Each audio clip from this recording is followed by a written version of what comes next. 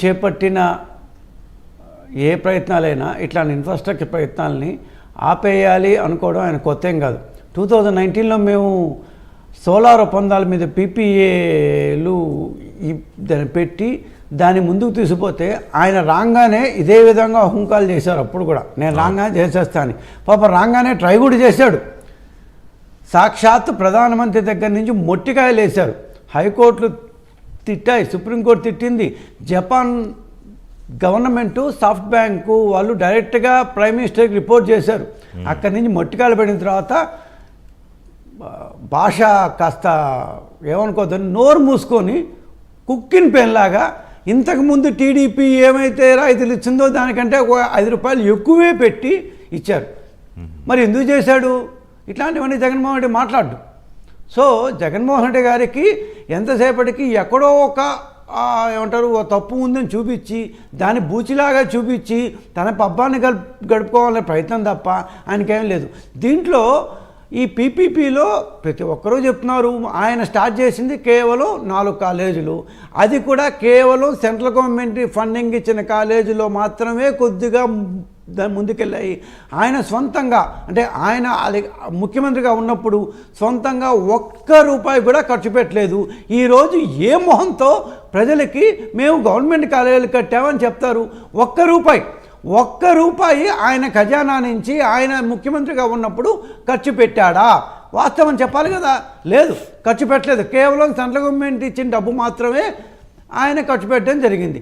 మిగతా గవర్నమెంట్ కాలేజీలు ఏవైతే ఉన్నాయో అవన్నీ ఎక్కడ వేసిన గొంగలు అక్కడే ఉంటూ కనీసం స్థల సేకరణ కూడా పూర్తి చేయకుండా చాలా ఉన్నాయి. సో ఇట్లాంటి వాటికి పీపీపీ మోడ్లో వెళ్ళమని చెప్పి సెంట్రల్ గవర్నమెంట్ చెప్తోంది. ఎట్లయితే ఫ్లైట్స్కి వైబిలిటీ గ్యాప్ ఇస్తారో అదేవిధంగా 30% మొత్తం 60% దాని వైబిలిటీ ఫండింగు పీపీపీ మోడ్లో ప్రైవేట్ వాళ్ళకి ఇవ్వండి, దాన్ని పబ్లిక్ ప్రైవేట్ కింద మెయింటైన్ చేయండి. 30% state government 30% central government maintain చేయాలి. ఇంత స్పష్టంగా ఉంది. సో ఇంత స్పష్టంగా ఉంటే హైకోర్టు దగ్గరికి వెళ్ళారు.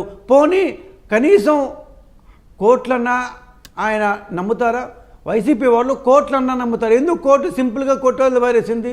మీరు చెప్పే తప్పు అని చెప్పి ఎందుకు వైసీపీని తిట్టి పంపించింది? పోనీ మీరు ఇందా చెప్పేట్టు రాష్ట్రం దాటి సెంట్రల్ గవర్నమెంట్ దగ్గరికి వెళ్ళారా? పోనీ వెళ్ళారు ఒకసారి. ఎవరి దగ్గరికి? సీతారామన్ దగ్గరికి. ఆమె తిట్టి పంపించింది. నాకు ఆ మాత్రం దాన్ని ఏమో చదువు తెలీదా? మీరు ఇది ప్రైవేటేషన్ కాదు కదా, ఇది పీపీపీ కదా అంటే ఈ వెళ్ళిన ఎంపీలందరూ నోరు మూసుకొని గమ్ముని బ్యాక్ వచ్చేసారు ఫ్లైట్ ఎక్కి. ఇంత జరిగిన తర్వాత ఏ మొహం పెట్టుకొని ఆయన మాది తప్పు అంటాడు? సో ఈ టైప్లో ఇప్పుడు మీరు చెప్పేట్టు బిడ్డలు రాలేదు అన్నారు, అది పూర్తిగా కరెక్ట్ కాదు. ఎందుకంటే బిడ్డలు అనేది ఇది కొత్త విధానం. ఇప్పటిదాకా జార్ఖండ్, అరుణాచల్ ప్రదేశ్, ఉత్తరప్రదేశ్లో ఇట్లాంటి వైబిలిటీ గ్యాప్ ఫండింగ్తో ఆల్రెడీ స్టార్ట్ అయినాయి. సో దీంట్లో విధానాలు ఒక్కొక్కటి ఉన్నాయి. ఇన్ఫ్యాక్ట్ ఒక 4 నెలల క్రితం మనం ఈ పీపీపీ స్టార్ట్ చేసినప్పుడు 4-5 నెలల క్రితం ఈ వైబిలిటీ గ్యాప్ ఫండింగ్ అంత లేదు. ఇప్పుడు పార్లమెంటరీ స్థాయి సంఘం కూడా పీపీపీలు పెట్టాలని చెప్పింది. 75,000 సీట్లు ఈసారి రావాలంటే కనీసం మన రేషియోని అంటే దాన్ని ప్రతి 10 మిలియన్ పాపులేషన్కి ఇంతమంది డాక్టర్లు ఉండాలి, రేషియో రావాలి దేశంలో అంటే ఖచ్చితంగా పీపీపీ మోడ్లోనే పోవాలంటూ దానికి 60% స్టేట్ అండ్ సెంట్రల్ గవర్నమెంట్ ఇస్తాయని చెప్తున్నాయి. జగన్మోహన్ రెడ్డి గారు 30% సెంట్రల్ గవర్నమెంట్ దగ్గర నుంచి తీసుకున్న కాలేజీలు తప్ప మిగతా కాలేజీలోకి ఎందుకు పోలేదు? సెంట్రల్ గవర్నమెంట్ సహాయం తీసుకొని కాలేజీలు ఇప్పటిదాకా ఏమైనా స్టార్ట్ చేశారా? కొద్దిగా ముందుకు పోయాయా? ఈ ప్రశ్నకు ఆయన జవాబు చెప్పాలి. వాళ్ళందరూ చెప్పాలి. ఎందుకు సెంట్రల్ గవర్నమెంట్ సహాయం చెయ్యని కాలేజీలకి ఆయన అసలు ముందుకే పోలేదు? అంటే తన దగ్గర డబ్బులు ఉన్నాయో లేవో అప్పుడంతా ఆయన దాన్ని అప్పులు తెచ్చారు, ఏదేదో నేను బట్టలు నొక్కాయని చెప్పారు అప్పుడంతా. సో ఆయన తన సొంత డబ్బులు ₹1 కూడా రాష్ట్రం డబ్బులు ₹1 కూడా ఖర్చు పెట్టిన దాఖలా లేవు. 531 కోట్లు మాత్రమే ఖర్చు పెట్టాడు. అది కూడా పరిపాలన అనుమతులు ఇస్తే అందులో మీరు చెప్పిన 20% అంతే. ఎగ్జాక్ట్లీ. సో ఈరోజు అంటే ఆయన ఇంతకుముందు ముఖ్యమంత్రిగా ఉన్నప్పుడు ఈ బుర్ర ఎక్కడ పోయింది జగన్మోహన్ రెడ్డి గారు? ఈ బుద్ధి ఎక్కడ పోయింది? ఈ ఆలోచన ఎక్కడ పోయింది? అప్పుడే మొత్తం నువ్వు 17 కాలేజీలు స్టార్ట్ చేసి ఉండొచ్చు కదా. 3 సంవత్సరాలు బ్రహ్మాండంగా నీ దగ్గర అంత డబ్బులు ఉన్నప్పుడు బ్రహ్మాండంగా స్టార్ట్ చేసి ఉండొచ్చు కదా. ఎందుకు చేయలేదు? పోనీ సరే ఇదంతా పక్కన పెడతాం. అప్పుడు నువ్వు పెట్టిన మోడల్కి ఇప్పుడు మేము పెట్టిన మోడల్కి తేడా ఏమన్నా ఉందా? మీరు అప్పుడు గవర్నమెంట్ కాలేజీలో 10 సార్లు మాట్లాడుతున్నావు కదా, ఈ 12 కాలేజీలకి అంటే ఏదైతే సెంట్రల్ గవర్నమెంట్ దగ్గర తీసుకోలేదు ఆ 12 కాలేజీల్లో పెయిడ్ సీట్స్ ఎందుకు పెట్టావు, అమ్ముకునే సీట్స్ ఎందుకు పెట్టావు?